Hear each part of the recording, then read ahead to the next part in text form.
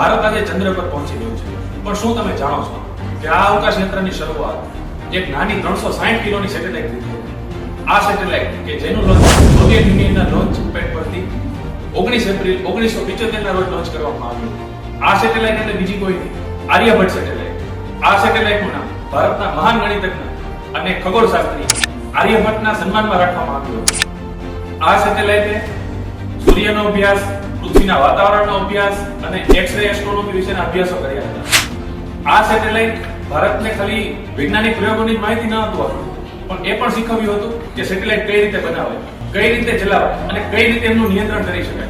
સેટેલાઇટના launch બાદ power સિસ્ટમમાં error આવવાને કારણે પ્રયોગો લાંબા સમય સુધી નહોતા ચાલ્યા, પણ આ સેટેલાઇટે ભારતને એક અમૂલ્ય વસ્તુ આપી હતી: આત્મવિશ્વાસ.